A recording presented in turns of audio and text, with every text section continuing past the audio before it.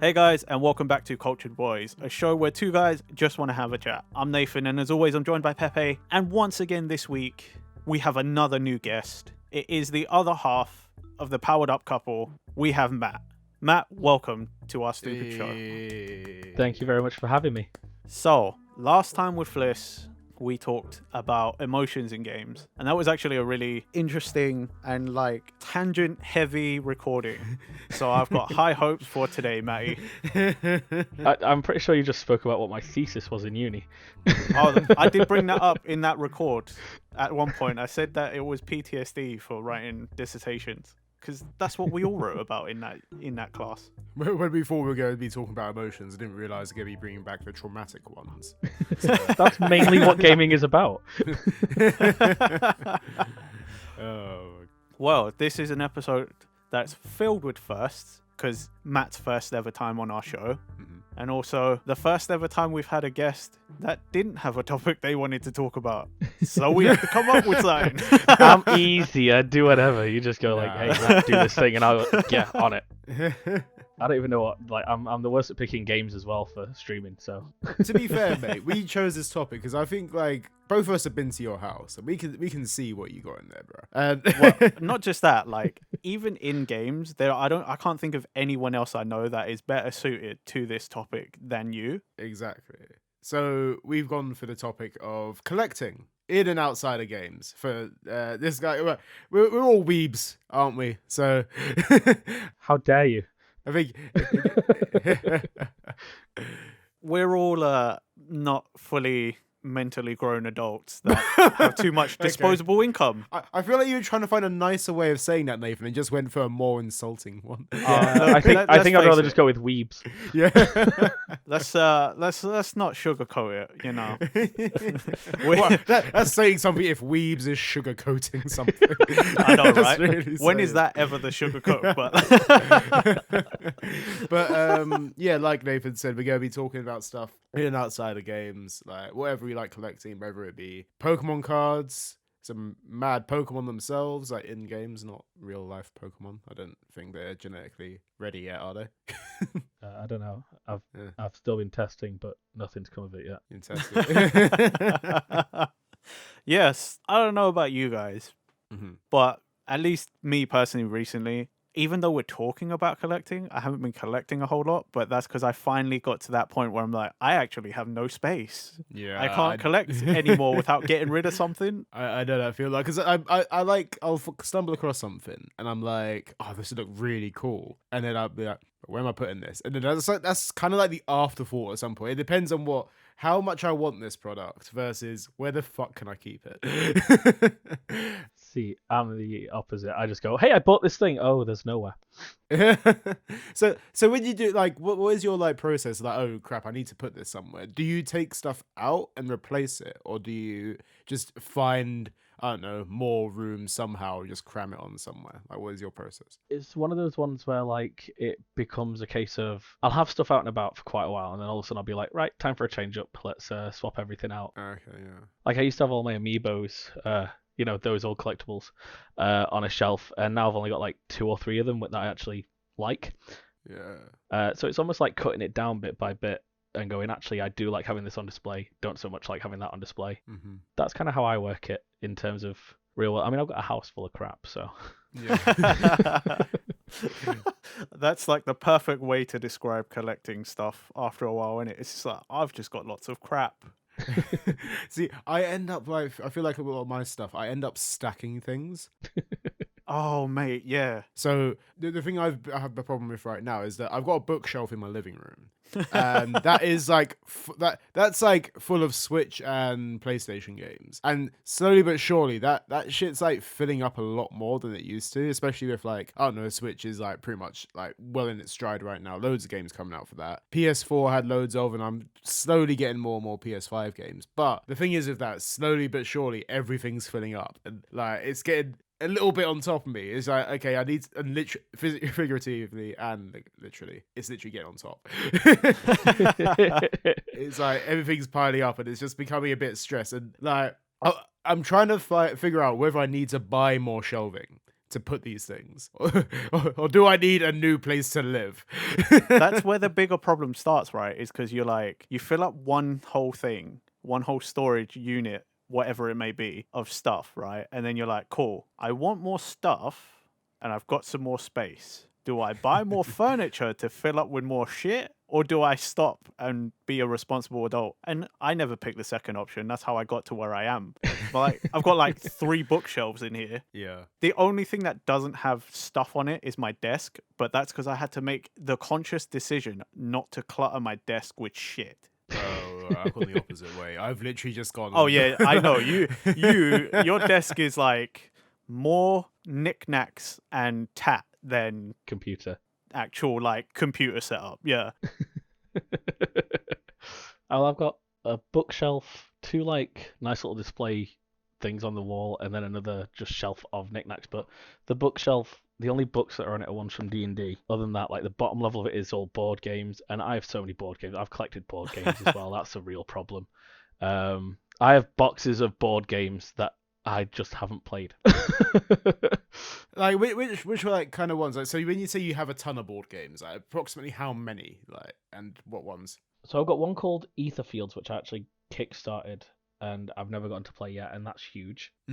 Betrayal at House on the Hill. Counting on hands and fingers, I run out of hands, like fingers and toes. So probably about 30, maybe 40, if you include all the little card games and stuff like that as well. Jeez, yeah, it just builds up.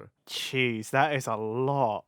That is way loads. Like, they take up space. That's the one thing with those kind of board games as well. Like, because they come in such massive boxes, so you got to find the places for those. You can't even have them in display, really. Like, I swear you got to like put them somewhere, right?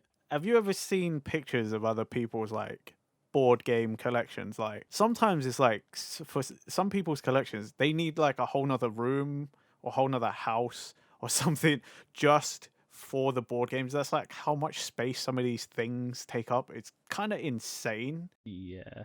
Yeah. You see like the people that've got like literally a wall, and I do mean a full wall of just board games, and it's like See, like the only time I've ever seen something like that I'm kind of like, oh, I wish I could. Is like, you know, you see those like people who collect like retro video games and stuff, and they've got like the whole room. It's literally like floor to ceiling bookshelves with the games and all the boxes and the mint condition consoles and stuff. And I'm like, man, that's like weird nerd goals. But at the same time, I also don't want that life because that just sounds like a nightmare.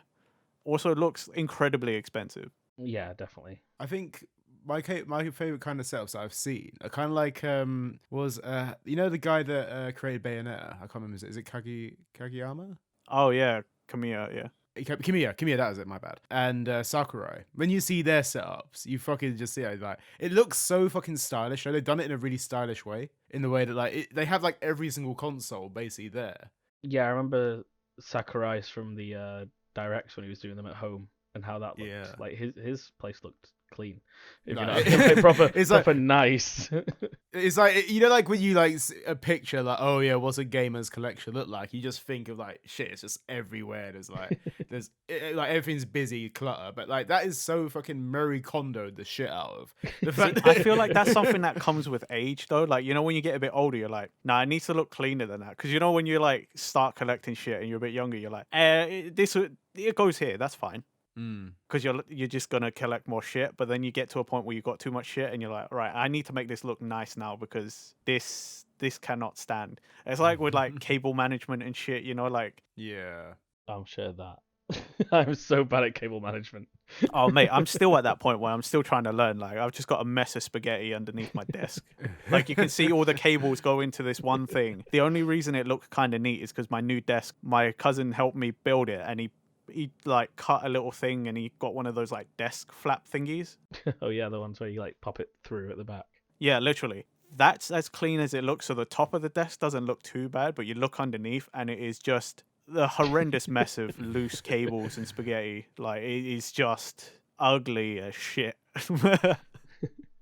God, I think with obviously, like as I said, I don't have like a PC setup or anything, but like behind my TV in my living room. Like, it looks quite decent. It doesn't look too messy. But it's when you look behind the TV, there's a bit of space in the corner. You look behind there, it's absolute fucking carnage. It's literally like, the thing is, when I have stuff on my display, like I have in my office right now, it comes in packages. And sometimes the boxes look really nice, or like, oh, I might want to keep that at some point. But I've run out of space underneath my bed, and I don't really want to have it on display in my office either. So it's like the void at the back of the TV. So every collectible box just goes behind the TV. It's out of sight, out of mind. We all got that kind of fucking thing, right? Pepe, you've been to my place before. You know, on top of my wardrobe is where I fucking put all my boxes. Yeah. And like up there, I'm looking at it right now, and it is just like a decade plus worth of boxes of just shit.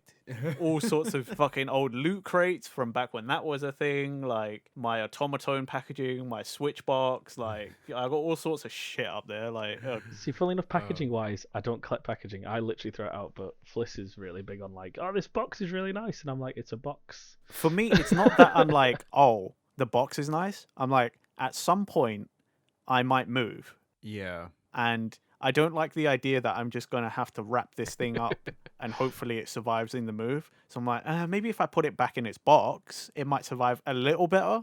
That's kind of my thoughts as well. Like, it's kind of like, oh, if I ever need to like put something away, or like if I want to have it on display, but I want to minimize on like space or whatever, sometimes I can put it in the box and like have it somewhere else. It's that kind of mentality. Like, it depends on what the collectible is at the end of the day. For example, remember when Let's Go Pikachu and Eevee came out? Yeah. There was the Pokeball controller. Yep. Yeah. Like, so I've kept the box for that just in case I need to. I don't even know where the fuck that Pokeball controller is right now. It used to be here. See, I know where the Pokeball controller is. I have no idea where the box would be. I'm like, Matt, I have no idea where the box is. Probably up on the wardrobe somewhere, to be fair. Oh, but that's behind my TV. I think I brought it down to, like, because I lived in London for a little bit over lockdown. I think like I might have just left the Pokeball there because I really wanted to use it at one point, and now it's just Good for cosplay. I have no idea where that is. Okay, yeah. It's worrying me now. It's like those things you wake up at like 3:00 in the morning and you think, what the fuck is that? You're like, wait a minute, that was 60 quid and I don't know where it is. Yeah, it's literally that was money. And like, oh.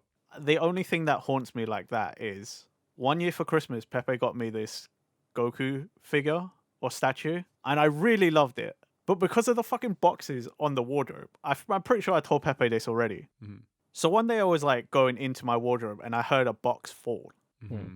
I thought nothing of it. Then I look at the bookshelf right underneath it, and this statue was Goku at the 23rd World Martial Arts Tournament when they meet him for the first time after he grew up. So, you know, he's got like the blue jacket and like the turban and the umbrella. Yeah. The fucking umbrella got hit by the box and just is broken. Oh shit! No, you haven't told me this. But that's cool. Oh, okay. So It's Goku not is fine, Oh yeah. but like, It's the flimsy part that you can't. Yeah. well, also like the umbrella made the figure because Goku's like floating. It's like him moving, and the umbrella is part of the whole thing. The umbrella to me was what made the whole thing. Mm-hmm.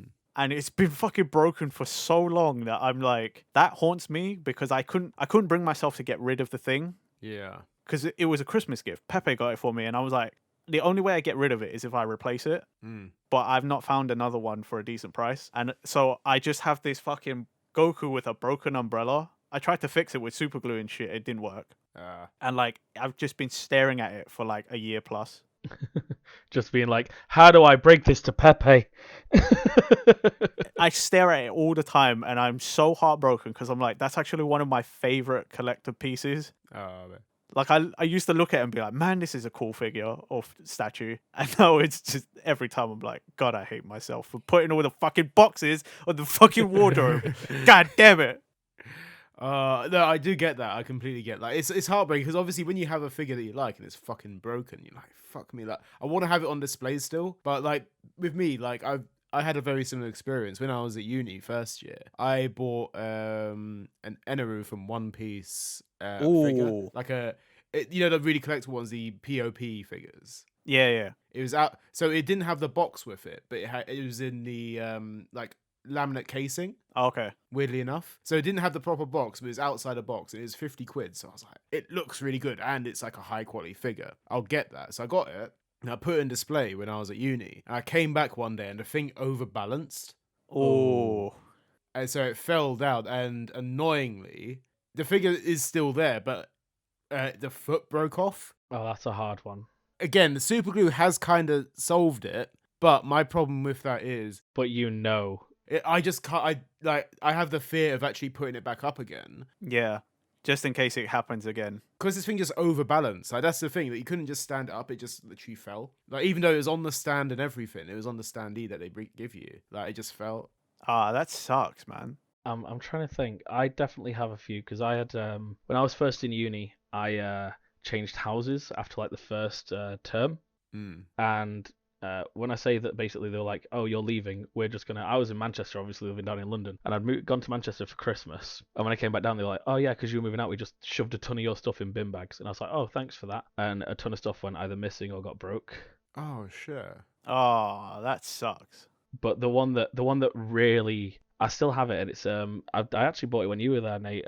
Like at my first Comic-Con in London, when I got, you remember the Sword from Heroes? Yeah, I still have mine. And you got like the stand with it, and I still have mine, but you know the wrapping around the handle, Yeah. it's all broken away. Ah, that sucks. Oh, bro. And it's, yeah, so I would love to have that on display, like my Master Sword, but yeah, I can't. I just can't bring myself to, because I could fix it, but it would never look right. Do you know what I mean? Like every time I've like wrapped it myself and been like, Yeah, you have that knowledge, don't you? Yeah. it's just not right anymore. Well, it's also like you said, it's because you have the knowledge, like no one else, everyone else will look at that and be like, oh, that's cool. But like you have the knowledge and that's what gets you, that's what eats away at you Absolutely, yeah. at the end of the day. Because you're just like, it was perfect until this thing and I had to fix it. Yeah. Plus, after the first series, it was a terrible TV show. So, I'd argue third, it got quite mid. Like, third, it was okay-ish. yeah, but... and then after that, it was like, oh no. Oh, there was no point after that. No, I gave up. But yeah, I'm not gonna lie, mine is still pretty good. Rub it in, why don't you? I mean, my bad, whatever. But I look at it and I'm like, that's cool. But some things I look at my collection now and I'm like, oh, fucking hell, what a waste. Why did I buy that? Yeah, I do that. I definitely do that. And that's the stuff that goes up into the loft. Oh, mate, that's the kind of stuff I'm like, I don't normally sell stuff, but I might sell that. But then I'm also like, who the fuck wants that? Yeah, it is so true. Like, it's going to be worth nothing. I'm going to get nothing back for it. I'm like, ugh. Now I'm just stuck with this tat. There's a lot of things I feel like especially in my collection where I had back home, like when I was a teenager, my room kind of stayed intact for a long time. But my parents are like, oh, you don't really live here anymore, so we're gonna make it into a guest room. And I was like, yeah, that's fine. So a lot of my stuff is just about in places. But like there's a lot of it which I could go through. I'd be like, I really don't need this. Why did I buy this? But like you said, Nathan, like I would sell it, but who the fuck would want this? And even if I did sell it, it's gonna be worth £1. Yeah, it'll be a fraction of what you spent, and that's what Yeah. hurts more than anything, is that you're like, I know how much this was worth when I bought it, Yeah. but there's no way anyone's gonna buy it for that. Literally, Like, yeah. that's like one of those, like, like online advertisements that's like serious offers only, I know what I have. Yeah. And it's like, okay. But yeah. I think one of the worst ones that I'm for now, and I think anyone that plays D&D can agree with this, is dice.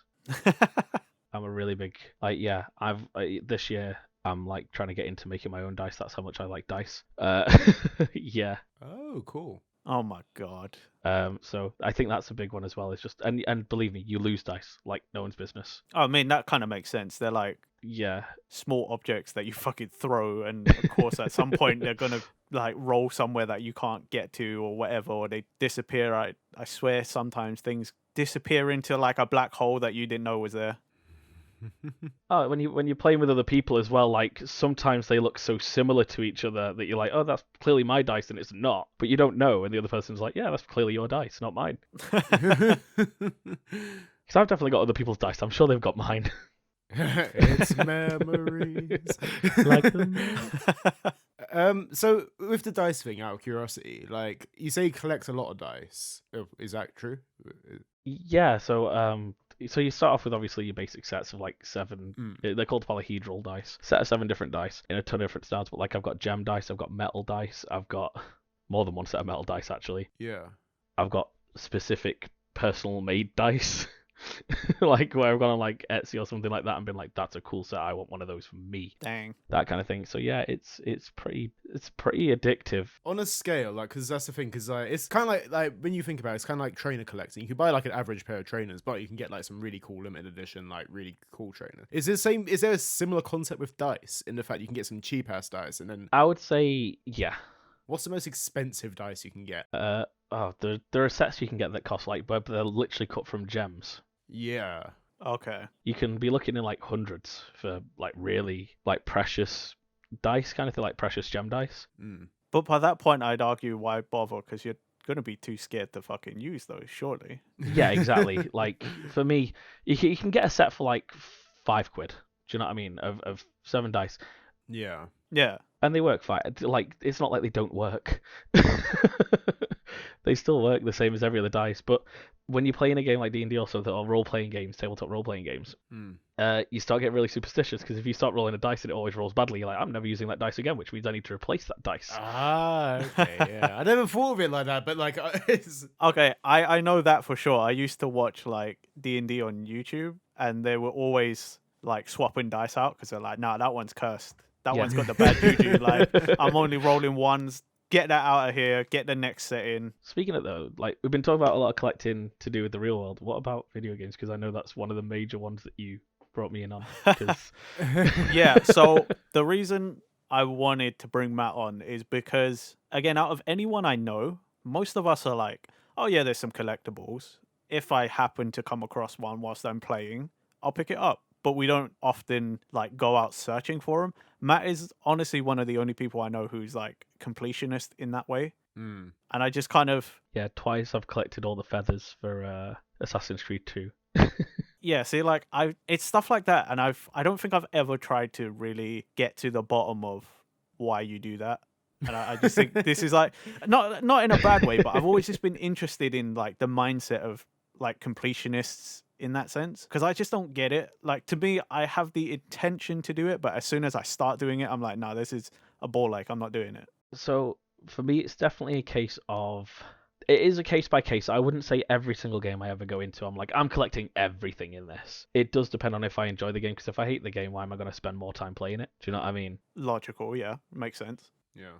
But to me, sometimes it's just a case of if I really love a game, I want to complete it 100% to show how much I love that game, even though no one else sees it. Do you know what I mean? Like, it's just, to me, it's like, wow, I like this game so much, I want it to be 100% done, so I can say I've done that game. I can understand that, yeah. No, okay, that makes sense. Like, I have done that once or twice, but it's like had to have been a really good game. Yeah, but then there's sometimes just like I pick up a collectible and I'm like, ooh, this is an interesting set of collectibles. I will go and collect all of these things. Especially, and I will say, especially when it comes to stuff where it's like collect everything, get something at the end. I'm massive on that. Like, oh god, yeah.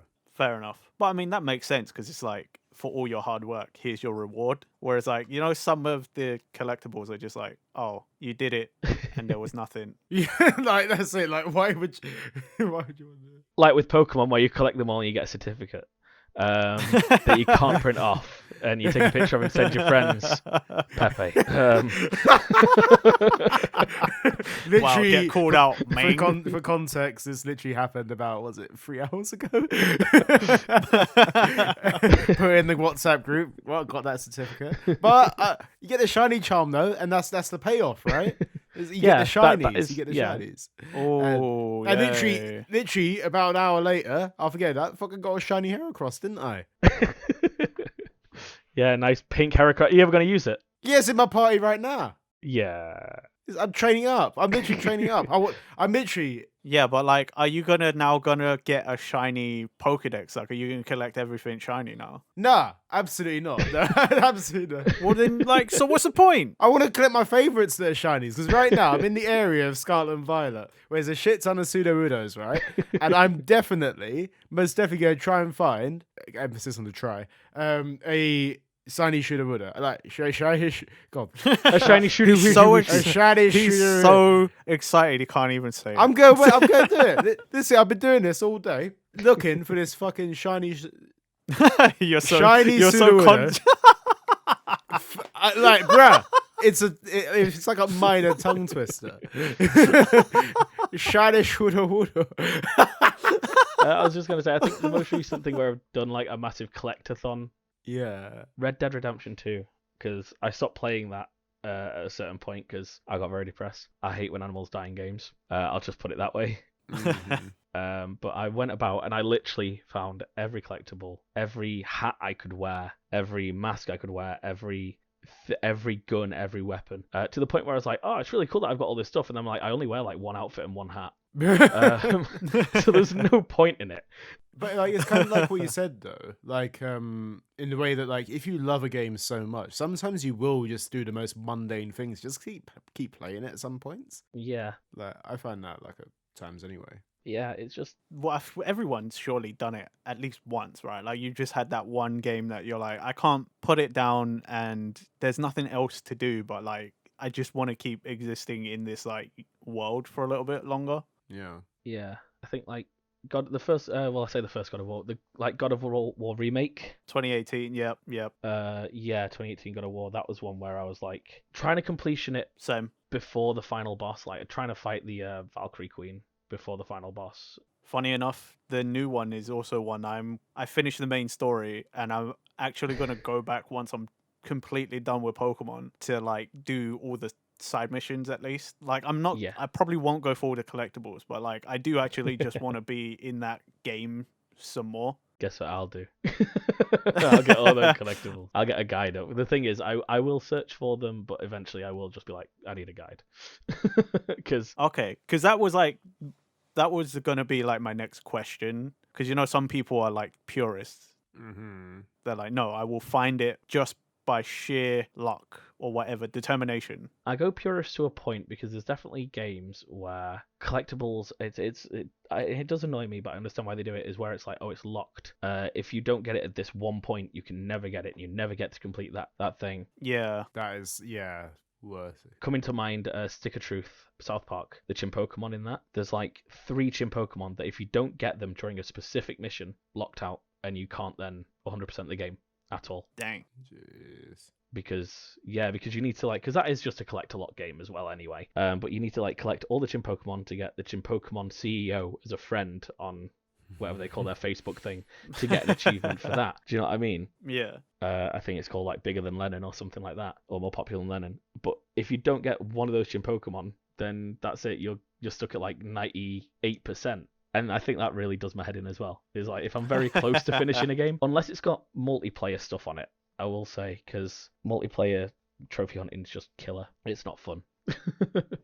I think I did it once I think it might have been, like, it wasn't even trophy hunt. I think I did multiplayer Portal 2, I think it was. Well, that's different though, because that's a 2-player co-op game thing. Whereas like you get your games like yeah, like you know where you want to complete like all the levels kind of thing. Yeah, like if it's competitive, like actual or compare a competitive multiplayer like achievement. I do hate, you know, like sometimes you get that game that's just like so good, you're like, cool, I do want to get the platinum or the 100%, but then it's like, oh, by the way, you need to play the online multiplayer that you didn't know we have. Complete like 200 online battles or something like that.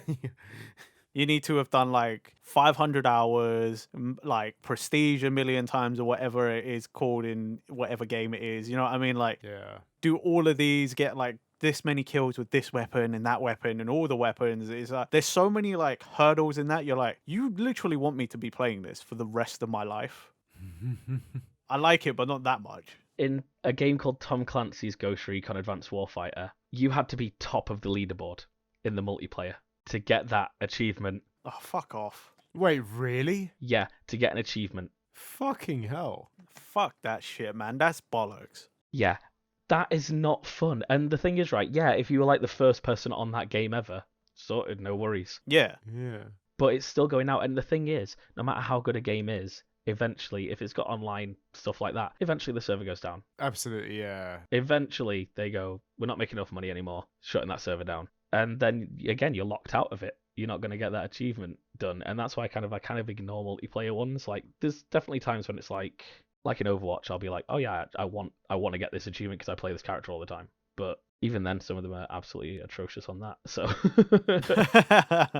Yeah. like Zenyatta, yeah, get 5 kills in 5 seconds while using your Discord orb, and it's like, oh yeah, that's easy. Not. No. Wait, bloody hell, man. That. It's not like 5 seconds, but it is a really short timer on it. Like, I think it's 5 kills in 15 seconds, something like that, where you assist with it. That's a really tight window, though. Yeah, and Yeah. You basically better hope the whole other team's there and you're just swapping it off when someone's killing them whilst you're doing it. It's gotta be, yeah. exactly. But even then, you got to think they've got to be all like minimal health. Yeah. So they are literally like a shot away from death, and you can just go Discord orb and they die, and Discord orb and they die. You literally, it's so many factors that have to go into that. Even that one thing, like, bruh. Anyone that has that achievement, hands down, amazing. But at the same time, screw you. Well, amazing, or you have incredible luck. Like, do you know what I mean? Like, fuck that. Yeah. Screw you for having the luck that I want to have for that. Yeah, right. Fucking hell. But yeah, and I think collecting in games did spawn for me from Pokemon. I will say, because I played the original. I played because out of Red and Blue, I chose Red, even though my favorite color is blue. Interesting. Weird like that. I like the lizard on the front. Fucking yeah. Fucking overhyped lizard. Okay, yeah, the overhyped lizard, yeah. Hey, come on. He is. It's He's so overhyped. overhyped. It's overhyped as fuck, man. You're just saying that because yours wasn't even here, so. Hey, it was there somewhere. Yeah, not till way later. Wait, what was yours? Venusaur? Venusaur, of course. Yeah, best boy. Technically, it was the original because it was originally green and blue, wasn't it? Red and green. Red and green, yeah. So technically, it was the original. Blastoise wasn't on there originally. Yeah, see, but then there was like, it's so lame. We're gonna go with the other one. No one picked this Pokemon, even though we put it on the box. So No one likes this fucking frog with a flower on its back. We fucking came back though, didn't it? Leaf green, motherfuckers. Where's the fucking I don't know, water blue or whatever? Yeah, they just felt bad for it. Yeah, fucking yeah, whatever, man. Right. Leaf green, motherfucker. Hey, I'm not complaining. My favorite was still there and has lasted the time. So I don't give a shit. Anyway, Matt, what was he talking about?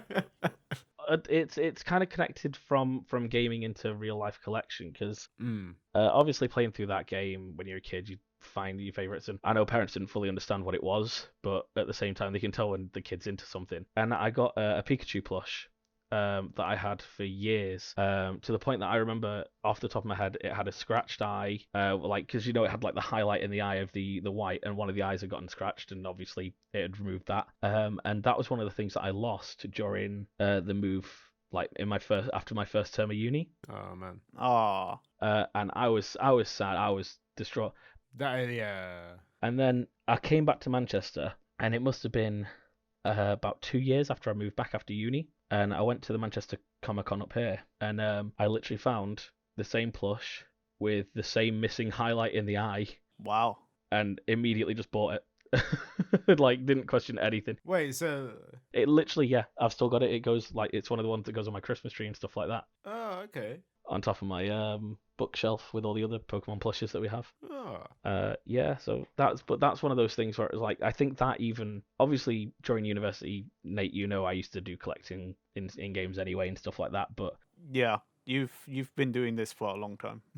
Yeah, that kind of almost reignited a sense of like collecting something, and then when you lose something and then you collect it again. Yeah. As weird as that sounds, so it's almost like if your broken Dragon Ball statue, all of a sudden you found it and it was perfect for some reason. Do you know what I mean? Even though it wasn't perfect, to me it was perfect because it was exactly what I'd lost. Yeah, I think that reignited my want to just complete stuff as well. Is like, that's part of my collection, and now I have an issue with throwing stuff away. Well, I mean, that's how we all become collectors, is because we have an issue with throwing stuff away. Because, like, some collectors, they'll buy stuff and then to make room, they get rid of some stuff. And to those people, I actually rate you because you're willing to part with things.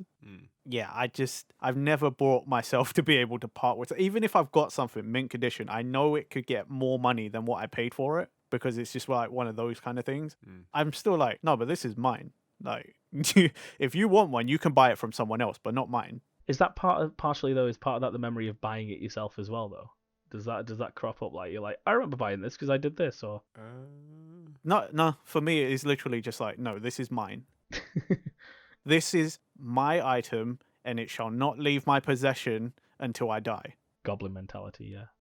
Pretty much. I mean, by this point, it Mine. sounds more like I'm a hoarder than a collector. But Do you like if someone bought you something? Like, do you feel like it has more value than something you'd buy yourself in that sense? Then, sometimes I do. Yeah, I would agree with that. I think it's got more value if someone else has bought it. yeah. Well, because it's the sentimental value in it. Like, someone gave it to you, and depending on who it is, like, it might have more value. Because, like, the Goku statue, I'm like, well, Pepe bought it for me. One of my closest friends bought me this thing for Christmas. Right, so like I hold a lot of value in that, even though it might not be worth much monetarily, but emotionally I hold a lot of like, a lot of value in that, Yeah. especially now that it's partially broken. Just keeps bringing it back to that, doesn't he, Pepe? It hurts, okay? It does. Oh, thank you for showing that you care. No, I like it really much. It broke, but I like it. It broke when I was throwing it in the trash, but I like it.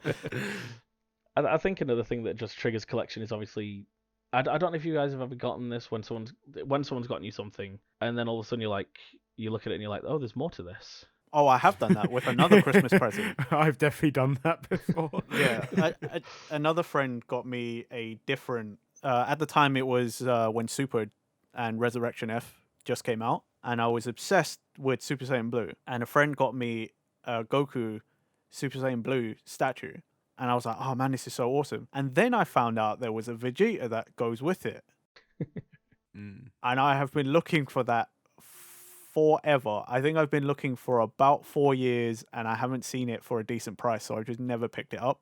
And the longer I leave it, the harder it is to get, because I think it is one of those where they stop manufacturing it after a while. Yeah.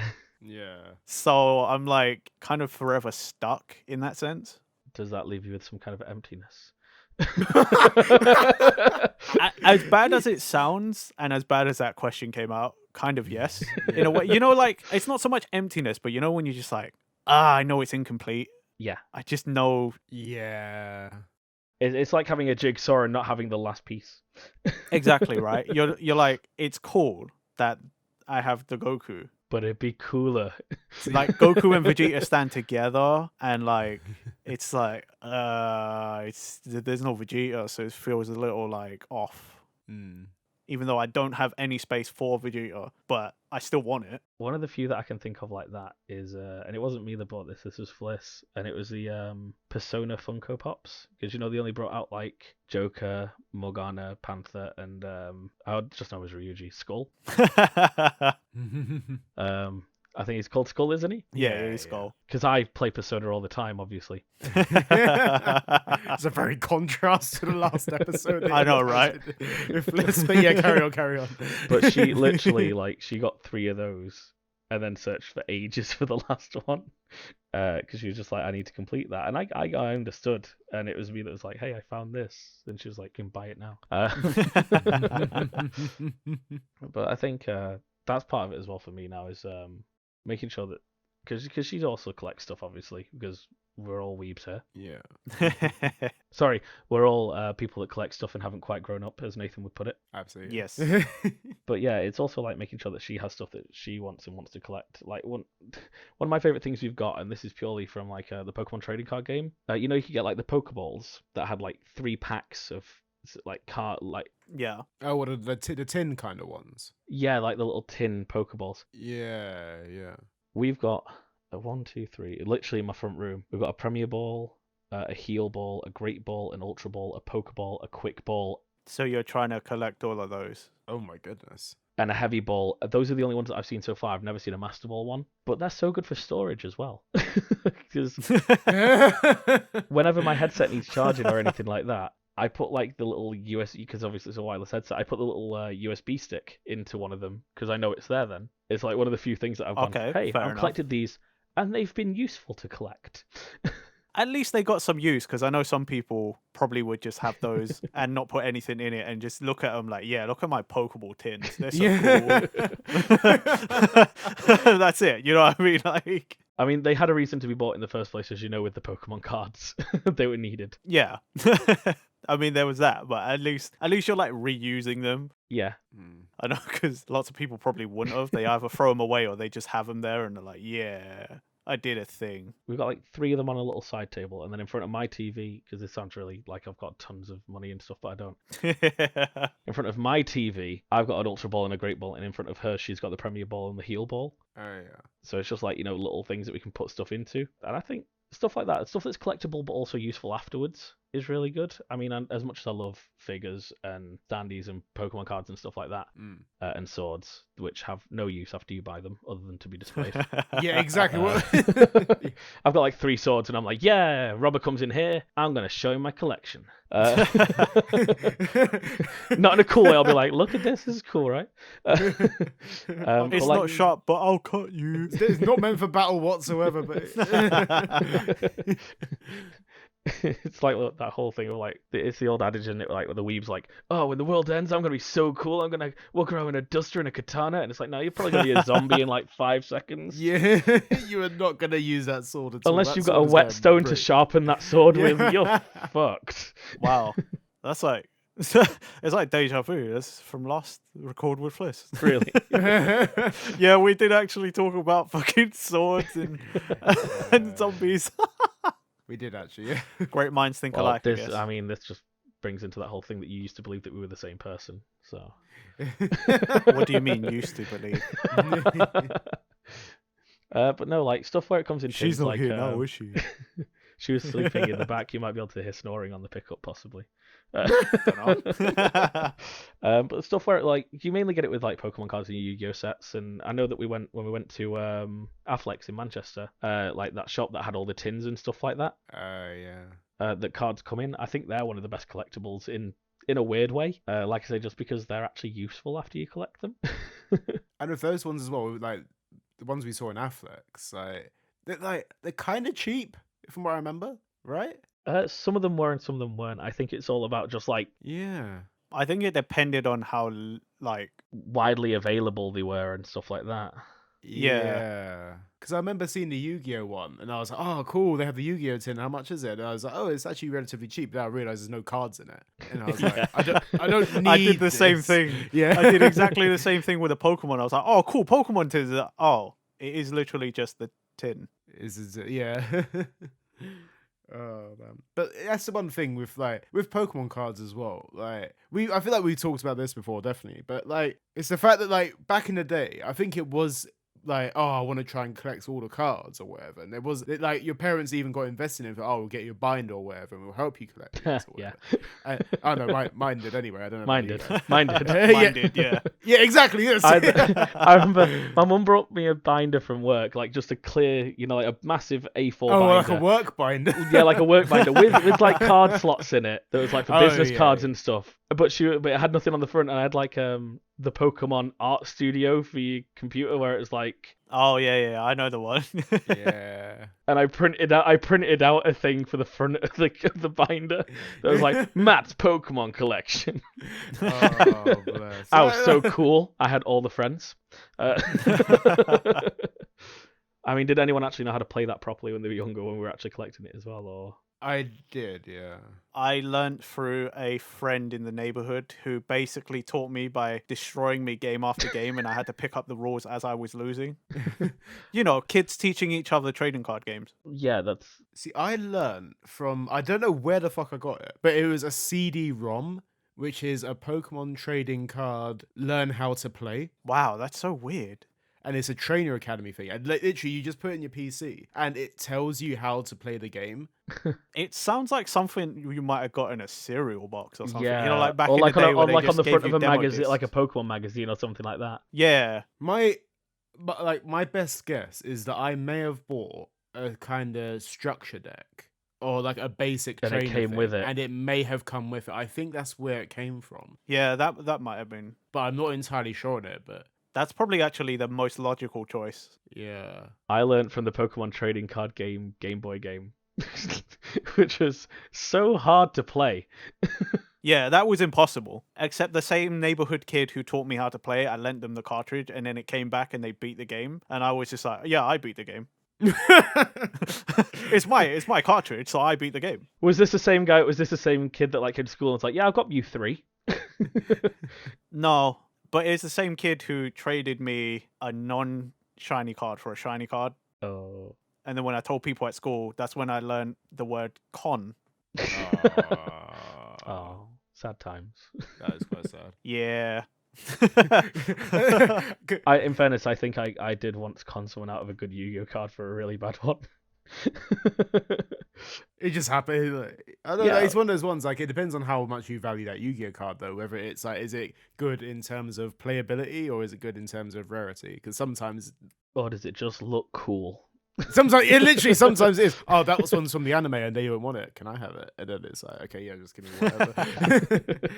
But one thing I did want to mention off of like kids in school, there's this one moment that I had to just mention it. It kind of ties into collecting. But you guys remember the first Dragon Ball Tenkaichi game on PS2? Yeah. Yeah. Like my friend left his memory card in my PS2 at one point. I didn't have the game yet, and I was just like, he kind of very much completed, like 90% completed it.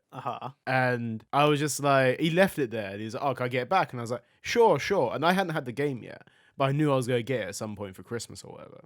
And then what I did, I copied his save data from his memory card, put it on mine. And then he was like, don't copy my data, right? Because it's my data. I know. And I was like, okay, yeah, sure, man. I won't do that. Copy the data. He didn't fucking find out. Well, how would he know? Exactly. It's bullshit. It's kid bullshit, you know what I mean? It's like, I'll know. And it's like, you won't fucking know. I called him out as well, copied that fucking data, gave the memory card back to him. But then I literally started the game on like Christmas Day or whatever, like with everything unlocked, basically. Like literally almost everything. And then I had like, I think I need to unlock like Master Roshi and like Tao Pai Pai or something like that. So I got then and I was like, I basically completed this. Unboxing day, there was a knock at the door and they were like, have you, someone's reported that you've copied their game save. Oh shit, it's the fans. It's the fuzz. It's the game. Jesus. They found out. I can't believe. You know, like when those piracy ads starts playing, you wouldn't steal a car. You wouldn't steal some save data from Budokai Tenkaichi. Yeah.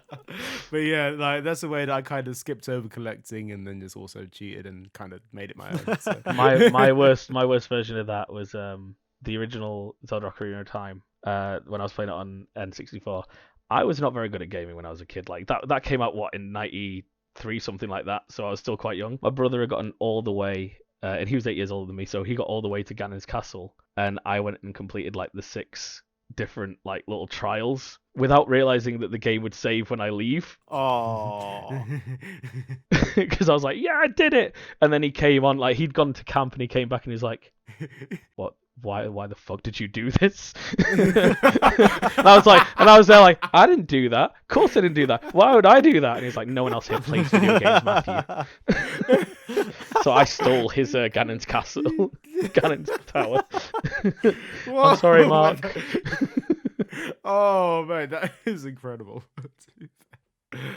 Nah, see, for me, like, I always just lent out games. And, you know, back then, you only had the one save file Yeah. on, like, a cartridge on a Game Boy game or something. So anytime it came back to me, I just continued that because I was also terrible at games. So when it came back to me, it was further than I ever got. And I was just like, yeah, that's my achievement. I did that because it's my game.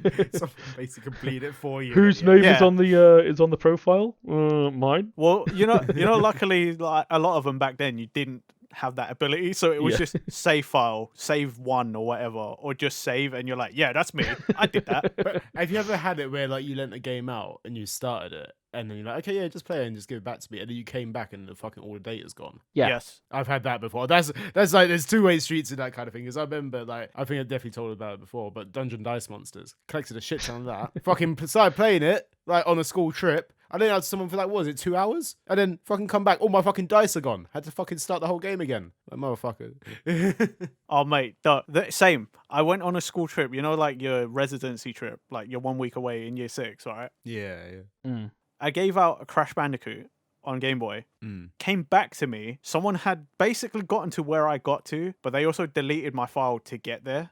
And I was like, why would you do that? Just play through the missions I've already done. Yeah. Well, also, that game was one where you could name the save file, so they purposefully deleted my file, put their own name in, and then fucking got to the same point. And I was like, what is wrong with you? Why would you do that? Kids are assholes, man. Yeah, you're telling me. Fucking hell. Yeah, they'll steal your save data as well. Fucking hell, bastards. In fairness, talking about collecting Yeah. and my brother, I can actually say he did get his own back on me, not in a horrible way.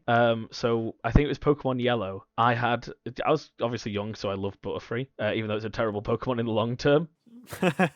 But I'd put a ton of levels into it. And he was trying to complete his Pokedex. So it was like, oh, I'm going to use your game tonight. You know, like I went to bed and I was like, yeah, you can use my game to trade and whatever. And he traded my Butterfree for a Machoke. And the link trade messed up. Basically deleted my Butterfree and we both got a Machamp. Oh. And he was like, oh, but it's really good because you got Machamp. And I was like, but that was my Butterfree. God, yeah, that's... Yeah, he didn't do it on purpose, obviously. It was just like a mess up during the link trade. But yeah, that was a bit heartbreaking for me in terms of the amount of time I put into a Butterfree. Yeah. Which I think was called Wormy, because I used to always call it that. No matter what, a caterpillar, it's clearly a caterpillar. It's a worm. Wow. I was not a smart child. That's all right. Back then, some of them you couldn't tell. Yeah. Yeah. What its evolution was going to be. Well, I mean, like Red and Blue especially. Those fucking... I don't know what was up with them sprites. Oh, God, early day sprites. Some of them, like... Have you ever seen the thing where, like, the sprites... They show the sprites from the Japanese one and they look fine. Like, the coughing was upside down in Red and Blue. Yeah. But in Red and Green, it was the right way around. Well, like, the one I always think of is, like, Pidgey in Red literally just looked like a fucking It's sparrow. a bird. It's literally a bird. It was literally just a bird, and you're like, Pidgey does kind of look just like a bird, but not like that fucking realistic. Yeah. What I remember is the Ekans, because the Ekans literally just looks like a fucking sock puppet. Yeah. Yes. And it doesn't, it literally, it's the most basic fucking, it's just a snake. It don't even need to be that complicated. It's a snake, but it don't even look like one. You know what it is? It's because it still had like the really big mouth, but like all of Ekans is like really thin in the sprite. Yeah. So then you're just like, that doesn't look real. I mean, in fairness, we say that and you're like, it's just a snake, and then people complain about how basic some of the designs are these days. Yeah. It's a snake and it was a bird. Oh, it's not cool because it was garbage. Well, yeah, I mean... We had a thing that looked like a Pokeball. It literally was a Pokeball. Yeah. I mean, also, if you think about it, one of the starters is literally just a turtle. Yeah. Yeah. That becomes a bigger turtle. That gets cannons on its back. Yeah. How does evolution include cannons? Because What part of evolution went, hey, he needs a cannon? Fight or flight response. I understand adapt. bulb to kind of bud to flower, and I understand, small lizard to bigger lizard with, wings, because it's kind of, well, it's not a dragon, but we know it's meant to be a dragon. Yeah. But yeah, they were just like, this turtle's boring. Give it cannons. Do you know what? It's because all them turtles kept going into them Pokemon wars. Jesus. Do you realise this episode we're beginning discussing lore on Pokemon? Pokemon lore. Pokemon. Hey, Lieutenant man, Surge, tangents. Lieutenant We love Surge adds to that lore quite a lot. That's the biggest thing. Like, he introduced it, and I feel like they forgot about it. Oh yeah, that war. Should we bring that back? No, him, and then what was it in X and Y? It was like AZ. Literally, they left it till X and Y to bring this shit back up. Yeah. Like, Yes, they there was a talk about this war and Pokemon it war. killed everyone. I mean, like, I think it was like tiny things sprinkled here and there, but you're pretty much right. Like, we didn't have anything big and concrete until then, but Nah, literally. that's like something different. We'll do another episode. Speculate on that. I'll be on for that one. That'll be great. We probably won't, because I'm not gonna lie, I can't be asked to research that shit. I don't. Yeah, we'll see. We'll just piece it together from knowledge you already have. Yeah, current knowledge. I was gonna say, so what you want is that we're all gonna just make headcanon because none of us know anything. And Cultured we're Boys gonna- headcanon. we're literally just gonna fucking write our own little fucking like what if like fanfic right there. Like, What if Pokemon War was real? except someone will then come back and be like, it was because of this, and it's like, well, I didn't read anything. I just sort of made. And you'll be like, thanks for listening. yeah. Don't forget to like, favorite, subscribe. Goodness me. But yeah, I think back on topic. Yeah, collecting is a big part of my. It's a big part of my life in terms of gaming and stuff like that. Definitely. Yeah. And I will definitely play a game sometimes till I hate it with collecting. I will not deny there has been certain times I've played a game trying to get a trophy and things like that, and I have literally hated it. I mean, I can't imagine every game is nice to completionists and collectors. You know what I mean? Shadow of the Colossus, the third Colossi, the knight with the sword or whatever. Yeah. There's literally a trophy for it where you don't make it break like part of its armor. You have to like use the sword that it has. When it flicks it up, and you have to just get on there, and it's the worst. Oh. It's the worst because you think you're in the right position every time, and you run back to the same position. You're like, I was really close with this one, so I'll move slightly. No, completely off. That stuff like that, obviously, with completionists it's an annoying life. You have to really gauge, is the payoff worth it with that kind of stuff? Sometimes you don't even know if the payoff's worth it until you've done it, and then they go, No, that's it. you get nothing. Yeah, that's it, isn't it? Like, sometimes it's like, it's bragging, right? Sometimes it's literally just like, yeah, I done that. Like, how long did it take you? About two days. But then, like, you say bragging rights, but who's gonna even care if you do brag? That's it. That's the sort of thing. I don't, yeah. This might be a small spoiler. I've not done it myself, but I have seen someone that has come. You know, Pokemon Legends Arceus, obviously. Yeah. Their Pokedex thing where it's like, hey, see a Pokemon do this move this many times, see it evolve, catch it this many, and everything like that. I've seen someone complete every single one for every single entry for every single Pokemon. You get nothing. I can imagine so. Like, they do. Not even a well done. You get nothing. I mean, like, I don't know. I kind of just assumed you'd get nothing, though. You know what I mean? I don't know though, because I feel like if they're gonna put all that in there, they should have something. Do you know what I mean? Like, They're not obligated to though. That's the thing. Like, and I'm with Pepe. they're not. But why put it all in there then? I think sometimes you have to think, like, what, like, you know, when you complete the Pokedex, like, without all the individual things, you'll probably get some of that. I can't remember because I don't think I actually completed the Pokedex in Arceus. Actually, I think I got very close. I'm one off. No, I couldn't. I definitely didn't because I didn't get the Arceus. You didn't get Arceus? Yeah, because that's how you get it. Like, I don't know, like, do you get anything from that apart from the Arceus? I don't think you even get like a certificate saying you did it. I think you just get the Arceus. No. I mean, I don't think any of us can tell you. Again, I'm like one entry off from completing the entire dex, but Because that's one thing. I think sometimes.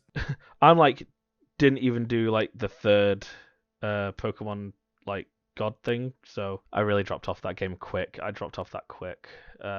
Really? that's surprising. That game was really good. I love that game. See, you say that, and yet I found it really boring. But maybe that's because I was trying to do every single entry. Yeah, most likely, because that's I can't. Yeah, like. I didn't just run around trying to catch stuff. I was like, I need to catch this thing more times. I need to use this move so many times. And I'd try and do it before moving on to the next area. So that's probably where I messed up quite a bit with that game. Oh god, yeah. Yeah, see, I didn't do that. I did I have the thing is I got more of a appreciation for Arceus now, especially now that the new ones are out, Scarlet and Violet, because like so much of what was in that, you can sort of see that they were testing Absolutely, yeah. Yeah, to move into the new. in something else to move it to the main series. So like I have a greater appreciation in that sense, but also like I don't know, with Arceus it wasn't so much that I was like, oh, I got to do all this now. I was just having fun running around and doing Pokemon, but in a different way. Absolutely, yeah. Like for Arceus, like it was the first time he's had that kind of game, and I think when you compare it to Scarlet and Violet, like Scarlet and Violet has a lot of issues with it that Arceus didn't have, but also Arceus had some different things. But like, Yeah, but like a lot of the DNA is there. You know what I mean? Like, I feel like it just needs a couple of patches though, for Scarlet and Violet to sort out certain things. well, you think so, right? But I mean, that first patch, I don't think it did anything for my game personally.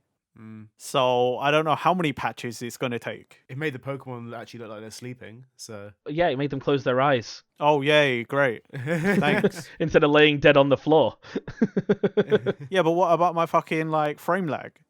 What, you didn't like being in the school thing where there's like 2 frames per 7 seconds?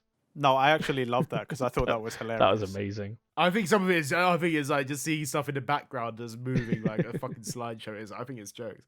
That stuff was funny to me, right? I love that. But there are some, like, areas where I'm like, I cannot move and I need to do some grinding or something. And it is literally running at like 5 frames. I mean, you know the worst thing that happened during me and Fliss playing it. Yeah. I told you. I mean, there's also that. Like, there's just like other stability things that need to happen. But I'm like, I don't know how many patches are going to come out. But by this point, I'm almost finished with the game anyway. So I'm kind of like, oh, I don't care. By the time they fix it, I'll probably be done anyway. I mean, there'll be DLC. I think maybe they're trying to focus on that shit first, and then like they'll be like, they do understand DLC a little bit more now. So yeah, Again, there's also that one fucking grayed out area on the map. that's gotta be it. yeah, well, yeah, but they also had that in Arceus and never did anything with it. That's true. That is also true. It's Nintendo. They move different. Like, you can't predict them. Yeah. It took them quite a while to discover what DLC was. So It took them quite a while to discover what anything was. but we love you, Nintendo. There's so much stuff that they had to learn because they were just like, no, we don't do that. That's not Nintendo. And then it's like, yeah, well, everyone else does it, and that's how they make more money. So, you know. Oh man. Yeah. I'm a psychologist of like time on that, but is there anything else we wanted to bring up before we wrap up the show at all? No, thank you very much for having me on the show. Obviously, self-promote. Yeah, come check us out on Twitch. The Powered Up Couple. Follow them on Twitter as well. I know I said it all in the Yes. last episode. Links will be in the description, but yeah, please go follow the Powered Up Couple on Twitch, on Twitter, so you get notified when they're streaming. And, you know, do all the social stuff for all of our friends of the channel. Mm-hmm. Support them, support us. It's all good. Absolutely. You never know, we might have you guys on a stream at some point. That'd be a bit of fun. Ooh. Hey, that'd be fun. Depends on what we're playing. I might just be there to troll. Do you want to play some Left 4 Dead, Nate? Only if I can make some amazing trick shots like I did before, but With the I don't think Molotov. I'll ever be. Yeah, I don't think I'll ever pull that off again. Never again. God, that's probably like my crowning achievement as a gamer, and only you know it. Only you and me have the knowledge of that. Fucking hell. And it wasn't even recorded. That was just in a fucking Yeah, that was just practice. private game. So sad times. Anyway, thanks for listening, guys. Don't forget to like, favorite, subscribe, hit that bell button so you get notified. Follow us on Twitter, check us out on podcast platforms, and we'll catch you next time for another Cultured Boys. Bye. Bye. See ya.